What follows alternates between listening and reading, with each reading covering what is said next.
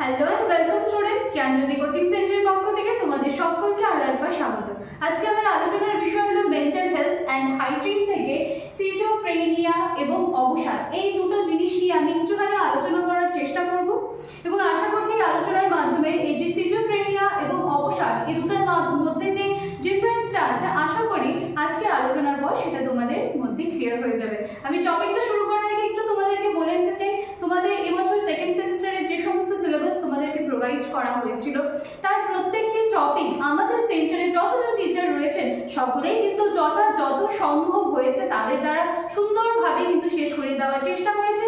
এবং সাথে সাথে আমি এটাও জানাতে চাই যে তোমাদের এক্সাম যখন একেবারে তোমাদের দোরগোড়ায়, এই মুহূর্তে দাঁড়িয়েও যদি তোমরা আমাদের জ্ঞানজ্যোতি কোচিং সেন্টারের সাথে যুক্ত হতে চাও এবং তোমরা ভাবছো যে এই মুহূর্তে যদি আমাদের সাথে তোমরা যুক্ত হও সম্পূর্ণ নোটস পত্র কি তোমরা পাবে, এই মুহূর্তে দাঁড়িয়ে যদি তোমরা আমাদের জ্ঞানজ্যোতি কোচিং সেন্টারের সাথে যুক্ত হও এই মুহূর্তেও কিন্তু সম্পূর্ণ নোটস পত্র যেভাবে শুরুর থেকে একেবারে প্রোভাইড করা হয়েছিল সম্পূর্ণটাই কিন্তু তোমরা পাবে। এছাড়া চাইলে তোমরা কিন্তু নেক্সট সেশনেও আমাদের সাথে যুক্ত হতে পারো এবং আমাদের সাথে সরাসরি যুক্ত হতে গেলে কর্নারে দেওয়া এই দুটো নাম্বার রয়েছে, আশা করি তোমরা দেখতে পাচ্ছ 6295916282 7076398606, এই দুটি নাম্বারের মধ্যে যে কোনো একটি নাম্বারে কল করে তোমরা কিন্তু অনায়াসে আমাদের সাথে যুক্ত হয়ে যেতে পারছো।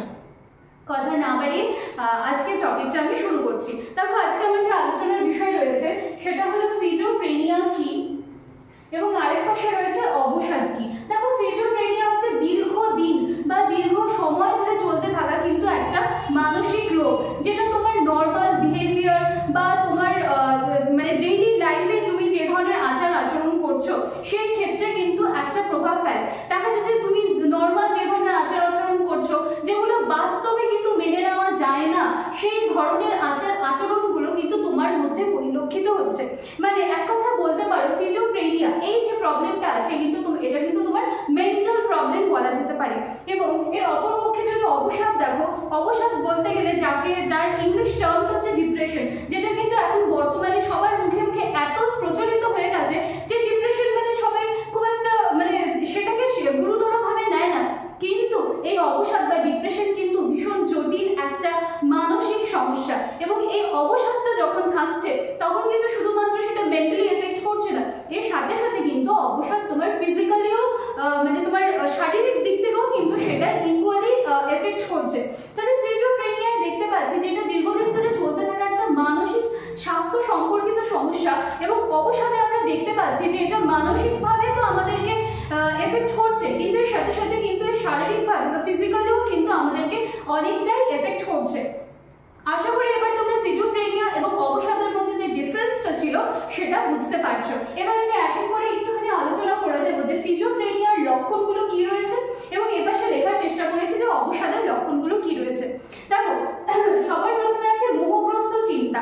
মোহগ্রস্ত চিন্তাটা কি? এটা হচ্ছে অপ্রত্যাশিত এবং কোনো কিছুর ব্যাপারে মানে ভুল একটা যে ধারণা হচ্ছে, ঠিক আছে, এই ধরনের চিন্তা ভাবনাগুলিকে আমরা মোহগ্রস্ত চিন্তা বলতে পারি।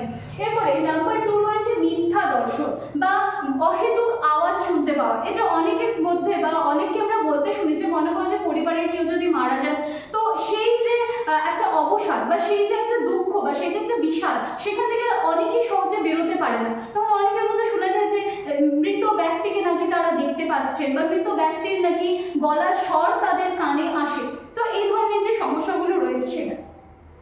এরপর হচ্ছে অসংগত ভাবনা এবং অসংগত কথা, মানে অপ্রাসঙ্গিক এবং অসংলগ্ন যে কথাবার্তাগুলো রয়েছে এগুলো কিন্তু সিজোফ্রেনিয়ার লক্ষণের মধ্যে পড়ে। এরপর হচ্ছে অসংগত আচরণ, এটা হচ্ছে যে অদ্ভুত বা অনিয়ন্ত্রিত আচরণ, মানে তুমি কি করছো সেটা তুমি নিজেকেই কিন্তু তোমার কন্ট্রোলে রাখতে পারছো না, এই ধরনের আচরণগুলো রয়েছে। এবং এরপরে রয়েছে নেগেটিভ লক্ষণ, এগুলো হচ্ছে মানে স্বাভাবিক আবেগ বা যে নর্মাল যেসব ডে টু ডে লাইফে আমরা যে কাজগুলো করছি সবকিছুর উপরেই কিন্তু একটা নেগেটিভ প্রভাব রেখে যাচ্ছে। মানে তুমি একটা কিছু কাজ করছো সেটা তুমি পজিটিভ ওয়েতে করতে পারছো না, সেখানে অবশ্যই তোমার একটা কোনো নেগেটিভ থিঙ্কিং বা নেগেটিভ থট কিন্তু সবসময় তোমার একটা কাজ করছে। তো সিজোফ্রেনিয়ার লক্ষণগুলো আমি আলোচনা করে দিলাম, এবার আমি অবসাদটা একটু আলোচনা করছি। সবার প্রথমে রয়েছে অবিরাম দুঃখ বলতে শূন্যতা। এখন অনেকের মধ্যে শোনা যায় যে তারা ভীষণ একা থাকার যে অভ্যাসটা হয়ে গেছে বা একাকিত্ব যে তৈরি হয়েছে এটা কিন্তু অবসাদের কারণে হয়। মনে করো যে অনেক লোকজন আছে একটা রুমের মধ্যে, কিন্তু তার মধ্যে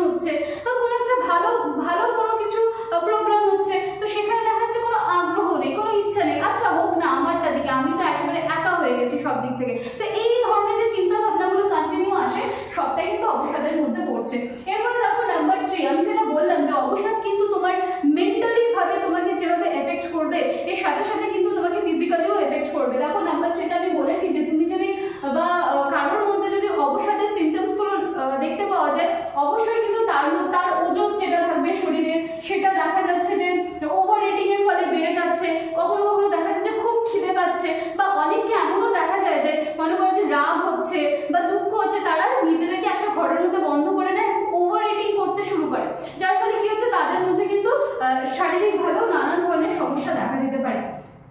এরপরে নাম্বার 4 হচ্ছে আত্মগ্লানি বা অযোগ্যতার বোধ। সবসময় মনে হবে যে বাকি 10 জন অনেক কিছু করে ফেলেছে, তাদের তুলনায় কিন্তু আমি অনেকটা পিছিয়ে আছি।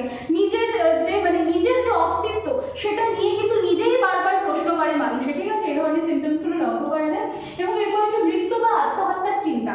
সবসময় মাথার মধ্যে আসবে যে এই যে আমি যে একা হয়ে যাচ্ছি, আমার চারপাশে কেউ নেই, তাহলে আমার বেঁচে থাকার আর মানেটা কি? তাহলে আমি আমার এই জগৎটা ছেড়ে চলে যাওয়াই বেটার। কি করে সুইসাইডাল নানান ধরনের যে থটস গুলো আছে, এগুলো কিন্তু অবসাদ হলে এই লক্ষণগুলো দেখতে পাওয়া যায়। তো চলো, আজকে আমার যে আলোচনার বিষয় ছিল মেন্টাল হেলথ এন্ড হাইজিন থেকে সিজোফ্রেনিয়া এবং অবসাদ, তা নিয়ে একটু বিস্তারিত আলোচনা করে দেওয়ার চেষ্টা করেছি, লক্ষণগুলো আলোচনা করে দেওয়ার চেষ্টা করেছি। আশা করছি তোমাদের এই যে দুটো বিষয় আছে সেটা কিন্তু আজকে ক্লিয়ার হয়ে গেছে। ভালো লাগলে বা আজকের টপিকটা যদি তোমাদের ভালো লাগে, লাইক, কমেন্ট, শেয়ার, সাবস্ক্রাইবের আশা রাখলাম। পরের দিনে অবশ্যই নতুন কোনো একটা টপিক নিয়ে তোমাদের সাথে দেখা হবে। আজকের ক্লাসটা এইটুকুই থাকছে। Thank you.